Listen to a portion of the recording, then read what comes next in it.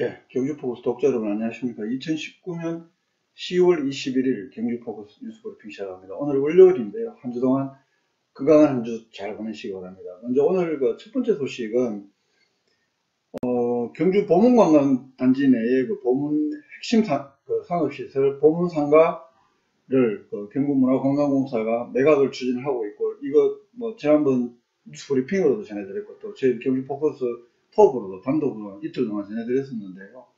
그게 공개 입찰 결과 18일날 예정가 137억 7천만 원을 써낸 주식회사 모다이노칩으로 이렇게 낙찰자로 모다이노칩이 낙찰자로 결정이 됐다는 소식까지도 제가 속보를 전해드렸었는데요. 아시다시피 그 과정에서 야외 공연장 또 보문탑 매각에 대해서 일각의 반대 여론도 있었는데요. 이게 지금 낙찰자가 결정이 되고 이렇게 되면서 경북문화관광공사도 경주시가 야외 공연장 그리고 이 보문탑의 운영 유지를 위해서 최대한 노력하겠다 입장 밝혔습니다.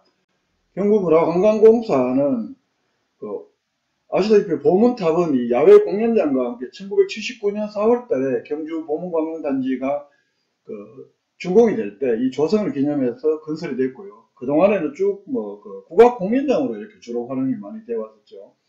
이 5층 높이의 탑 모양 건축물 그리고 야외 공연장은 이 공공재적인 성격이 강한 데다가 또 보문관광단지의 준공을 기념해서 만든 상징성 때문에 좀 매각하는 것보다는 민간에 매각해서 또 상업시설을 쓰는 것보다는 좀 남겨두는 게 좋지 않겠냐 이런 여론이 더 많았었는데, 경주시하고 또 경북문화관광공사 운영 유지에 최선을 다하겠다 이런 입장을 밝혔는데요.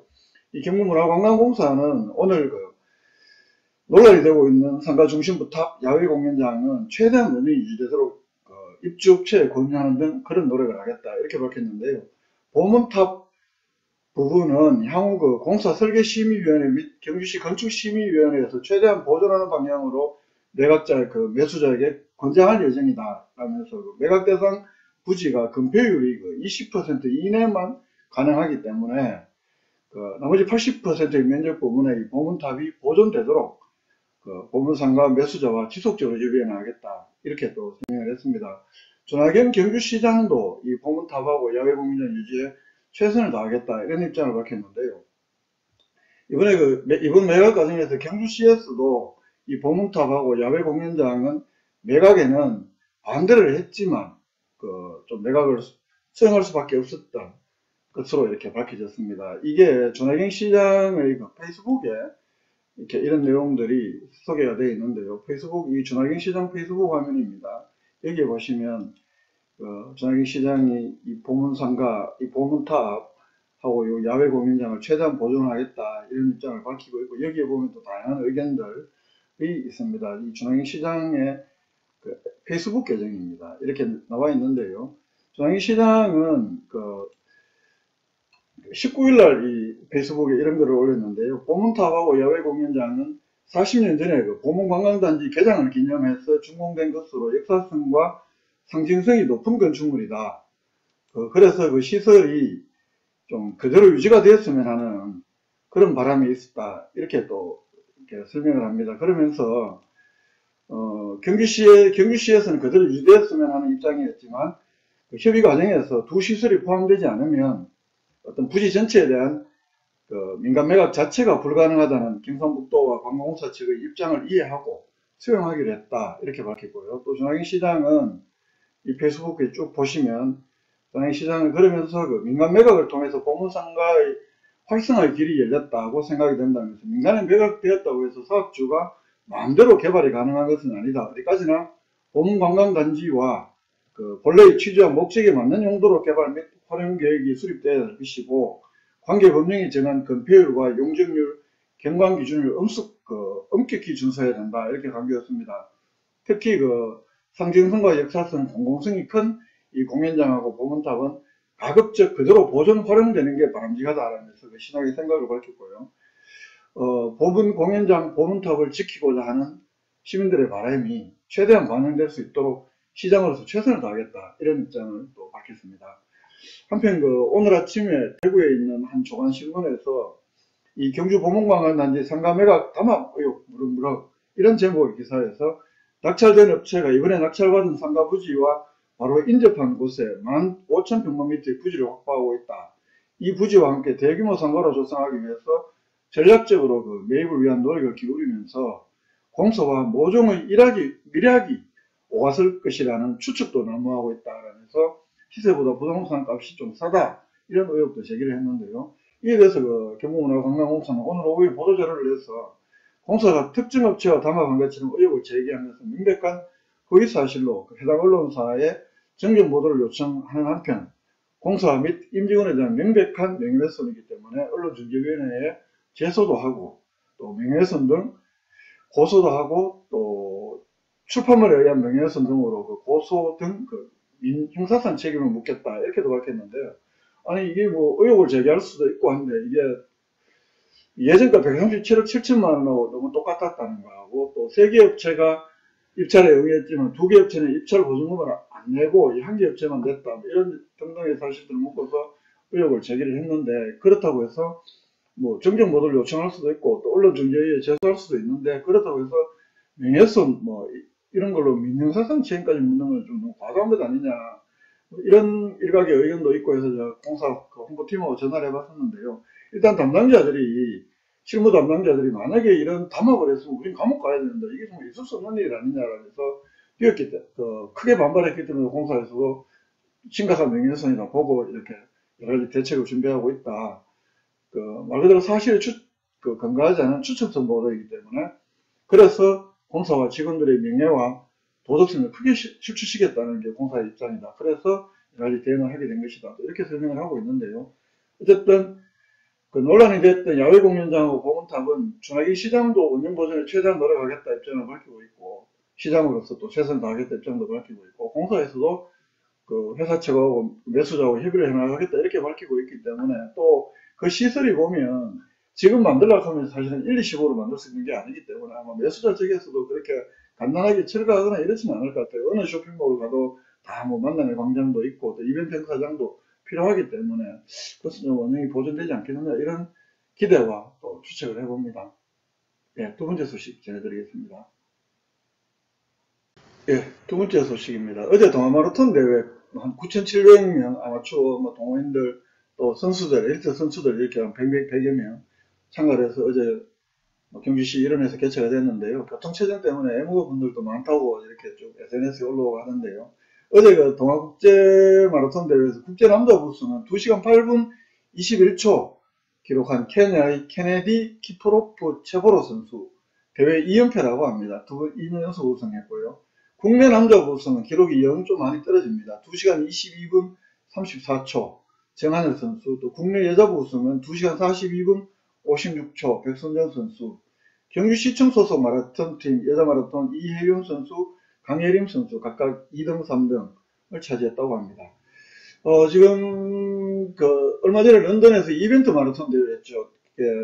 도우미들을 두고 이른바 페이스메이커를 두고 또 최적의 조건 아침 시간에, 그래서 마일 2시간 100을 1시간 59분 56초던가요.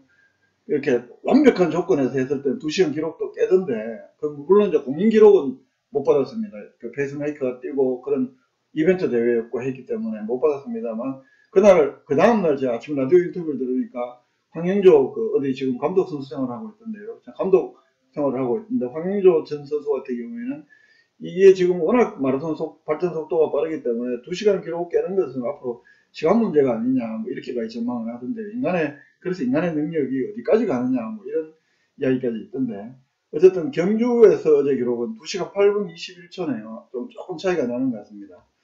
기왕이면 그만큼 이 경주 대회에서 한번 2시간 100을 깨는 세계 공인 기록이 한번 나왔으면 좋겠다.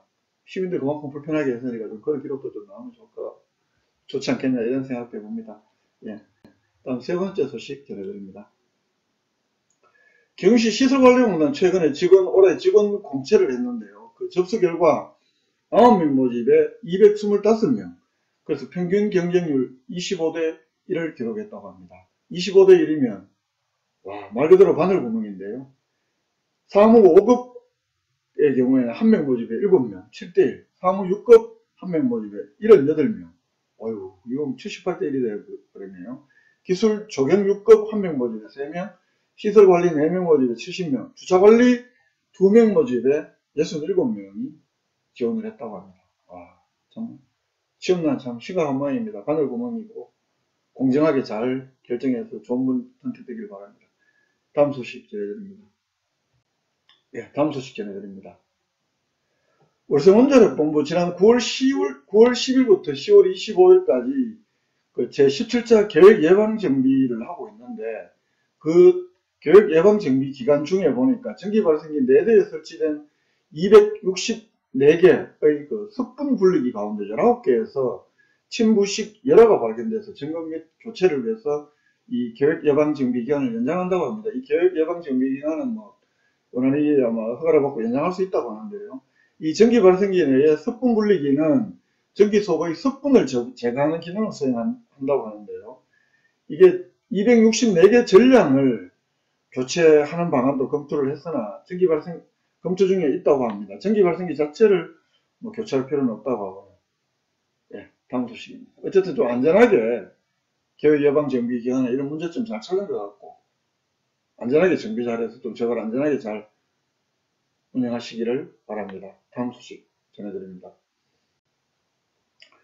단신입니다. 그 문화재청 국립경주문화재연구소 25일, 26일 경주 월성지검 발굴 조사하고 있는데요. 이 빛의 궁궐 월성이라는 주제로 경주 월성 발굴 조사 현장을 이틀 걸쳐서 주 야간에 걸쳐서 개방을 한다고 합니다. 다양하지 뭐 그 문화재연구소장이 설명도 하는 시간도 있고 또 차도 준비를 하고 있고, 그래서 야간에 밤에 이 월성 발굴 현장을 볼 수 있는 좋은 기회이기도 하니까 관심 있으신 분들은 많이 좀 시청하시기 바랍니다. 그리고 경주시 도시재생지원센터 11월 6일부터 12월 4일까지 5주간 2020년 내년, 그러니까 경주시 주민공동체 군모사업을 위한 사전설명회를 개최한다고 합니다. 11월 6일날 동천동, 11월 13일날 외동읍, 20일날 간포, 또 11월 27일날 신규민농협, 12월 4일날 안강읍 주민센터에서 이렇게 사진 설명회를 한다고 하는데, 자세한 내용은 경주포커스 홈페이지에서 확인하시기 바랍니다. 예, 더 많은 소식은 또 저희 홈페이지에서 확인하시고요. 여러 번 말씀드립니다만, 독자 여러분들과 함께, 시민 여러분들과 함께 우리 경주포커스를 좀 사람 냄새나는 신문, 좀 더 알찬 기획이 있는 신문, 좀 더 깊이 들어가는 신문으로 함께 만들어보자, 이런 취지에서 시민 편집위원 모집하고 있는데요. 11월 15일까지입니다. 전화 주셔도 되고, 내 이메일로 신청해 주셔도 되고요. 이메일 주소는 제가 밑으로 넣어놓겠습니다. 많이 좀 함께 해주시면 고맙겠습니다. 경주포커스 후원 구독 CMS 월 5,000원인데요. 커피 한 잔 뭐 이렇게 나눠주신다 생각하시고 CMS 해주시면 고맙겠고요. 예, 이상으로 10월 21일 경주포커스 월요일에 시작했던 뉴스 브리핑은 모두 마치겠습니다. 워낙은 수요일날 이제 방송할 차례인데, 수요일날은 또 언론재단에서 연수가 있고 해서 방송 여부는 현재로서 조금 불안합니다. 만약에 수요일날 하기 어렵게 된다면 내일 또 다시 내일 하는 것으로 한번 연구를 해보겠습니다. 편안한 밤 보내시기 바랍니다. 지금까지는 경주포커스 김정도 기자였습니다. 고맙습니다.